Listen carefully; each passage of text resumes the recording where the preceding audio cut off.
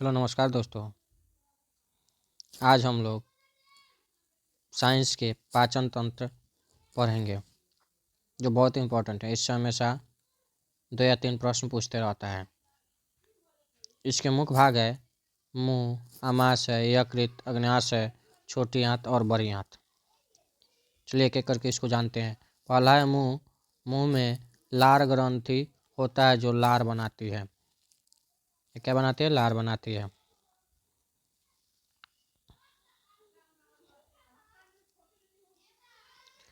Starch का पाचन मुंह में होता है। लार में टाइलिन एंजाइम होता है। देखिए ये सारे नोट्स हैं, इसको आप लोग नोट डाउन भी करते रहिएगा। एक एक करके सब लिख लीजिएगा लोग, बहुत ही इम्पोर्टेंट है। वीडियो को रोक कर आप लोग लिख सकते हैं। लार में टाइलिन एंजाइम होता है। आगे है आमाशय। आमाशय में प्रोटीन का पाचन होता है। आमाशय की दीवारों पर जठर ग्रंथियाँ, कौन ग्रंथियाँ? जठर ग्रंथियाँ होती है जिससे गैस्ट्रिक रस निकलता है। इससे क्या निकलता है? गैस्ट्रिक रस निकलता है। ये जो गैस्ट्रिक रस जो है इसमें क्या क्या रहता है? हाइड्रोक्लोरिक अम्ल रहता है, HCl, पेप्सिन रहता है, पेप्सिन एंजाइम, रेनिन रहता है। आगे है यकृत। यकृत से पित्त रस स्रावित होता है। सबसे बड़ी ग्रंथि यकृत है। यकृत में ही यूरिया का निर्माण होता है। पित्त रस पित्ताशय में संचित रहता है। आप लोग इसको नोट डाउन करते चलिएगा। आगे देखते हैं।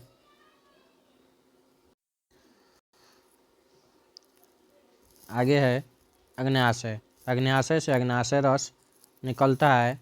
इसमें ट्रिप्सिन एंजाइम रहता है। इसमें क्या रहता है? ट्रिप्सिन एंजाइम रहता है। आगे है छोटी आंत। इससे कई एंजाइम स्रावित होते हैं जो बचे हुए भोजन का पाचन करते हैं। इससे एक नहीं, बहुत सारे एंजाइम स्रावित होते हैं जो भोजन बच जाता है उसको पाचन करते हैं। आगे है बड़ी आंत। छोटी आंत से खाना बड़ी आंत में जाता है। छोटी आंत से जो बच जाता है वह खाना बड़ी आंत में चला जाता है। उसके बाद मल द्वार यानी एनस के द्वारा एनस से होते हुए बाहर चला जाता है। एनस से होते हुए कहाँ चला जाता है? बाहर चला जाता है, यानी निष्कासन हो जाता है।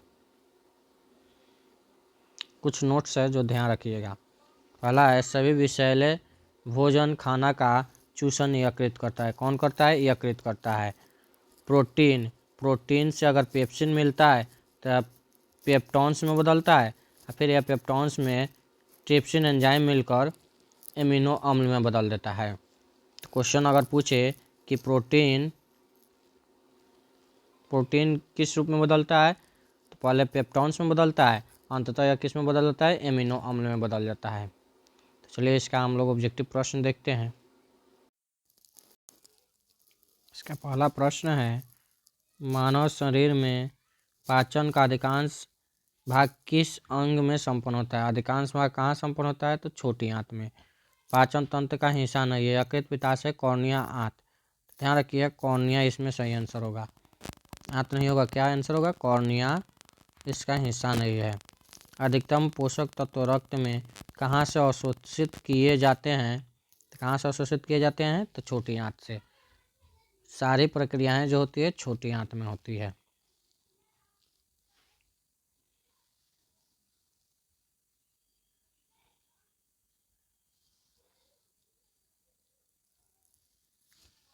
अगर लार में कौन सा एंजाइम होता है? लार में कौन सा एंजाइम होता है?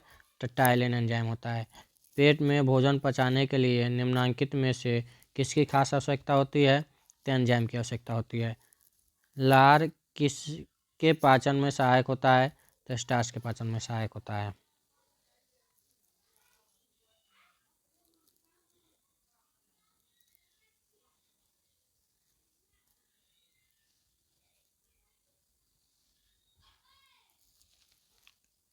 मानव में आमाशय में एक्स अम्ल उत्पन्न होता है जो भोजन पाचन में सहायता करता है। तो एक्स है, एक्स क्या है? हाइड्रोक्लोरिक अम्ल। कौन सा अम्ल निकलता है आमाशय से? हाइड्रोक्लोरिक अम्ल, HCl। पचे हुए भोजन से विषैले पदार्थों का कौन सा अंग चूषण करता है? कौन सा अंग चूषण करता है? तो यकृत। पेप्सिन क्या है? पेप्सिन क्या है? तो एंजाइम है। क्या है? एंजाइम है। पेप्सिन क्या है? एंजाइम है।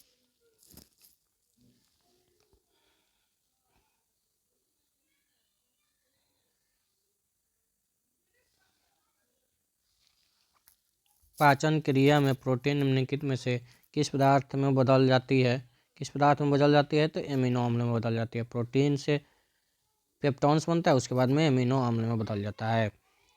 पित्त निम्न में से किसके द्वारा पैदा किया जाता है? तो यकृत द्वारा निकलता है। पित्त जमा होता है, किसमें जमा होता है? किसमें संचित होता है? तो पित्ताशय में।